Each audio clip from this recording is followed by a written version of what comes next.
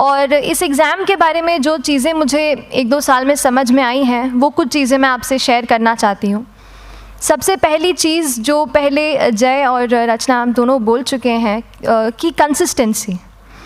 आप अगर दिन में, कई बार हमसे सवाल पूछते हैं कि आप कितने घंटे पढ़ाई करते हैं, तो देखिए घंटे मैटर नहीं करते। कोई 17-18 घंटे हमें नहीं पढ़ना है, उतना हम पढ़ भी नहीं सकते। एक दिन पढ़ सकते हैं, दूसरे दिन नहीं पढ़ पाएंगे। 5 से 6 घंटे ही आपको देने हैं या उतने निकालने हैं, पर वो जो वक्त आप अपनी पढ़ाई को देते हो, वो कंसिस्टेंटली आपको रोज़ उतना ही अपने पढ़ाई को देना है।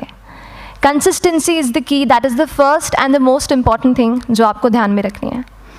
दूसरी चीज़ इस एग्ज़ाम में मुझे लगता है इक्वली इम्पॉर्टेंट है, क्योंकि ये जर्नी लंबी होती है। जैसे एग्ज़ाम ही 1 साल तक चलती है, आप प्रीलिम्स देते हैं, फिर आप मेंस देते हैं, आप इंटरव्यू में जाते हैं पर्सनालिटी टेस्ट के लिए, तो एग्ज़ाम 1 साल तक खुद चलती है। उसके पहले मान लीजिए आप 1-1.5-2 साल पहले से प्रिपेयर कर रहे हो, तो ये जर्नी काफ़ी लंबी रहती है। उस जर्नी में मेंटली अपने आप को मोटिवेट रखना, अपने आप को बूस्ट करते रहना, वो भी इक्वली इम्पॉर्टेंट है। और इसीलिए अपने आप पर भरोसा बेहद ज़रूरी है। You need to have a faith in yourself कि अगर आपने इसमें कदम रखा है, अगर आपने सोचा है कि आप सिविल सर्विस एग्ज़ाम देना चाहते हैं और देंगे, तो आपको ये ठान के उसमें जाना है कि हाँ, मैं ये कर सकता या कर सकती हूँ। ये एक अपना मोटिवेशन, अपने साथ एक फेथ, बिलीफ अपने ऊपर आपको हमेशा रखना है। कमिंग टू प्रेपरेशन की कैसे तैयारी करनी है, बहुत सारी बातें आप सुन चुके हैं कि आंसर राइटिंग में कैसे करना होता है, आंसर राइटिंग का स्ट्रक्चर कैसा होना चाहिए। तो मैं शुरू में सबसे पहले ये कहूँगी कि मेरे प्रिपरेशन का बेस 2 चीज़ें रहीं। पहला था करंट अफेयर्स। करंट अफेयर्स इसलिए मैंने उसको उसी से शुरुआत की क्योंकि करंट अफेयर्स सबसे इंटरेस्टिंग पार्ट होता है।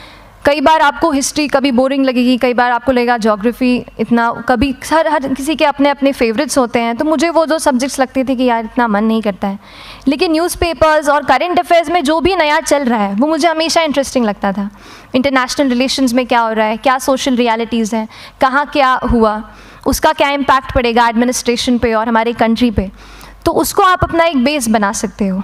आप करंट अफेयर्स बेस्ड प्रिपरेशन कर सकते हैं, इसलिए भी क्योंकि अगर आप मेंस एग्ज़ाम देखेंगे तो काफ़ी डायनामिज्म आ गया है, केवल प्रीलिम्स में नहीं बल्कि जनरल स्टडीज़ पेपर 2, पेपर 3 में भी आप देखेंगे कई सारे ऐसे सवाल हैं जो करंट इवेंट्स से इंस्पायर्ड होते हैं, उन पे बेस्ड रहते हैं। तो जब आप न्यूज़पेपर बेस्ड, करंट बेस्ड पढ़ाई करते हैं तो वो आपका प्रिपरेशन वहाँ से भी कवर हो सकता है।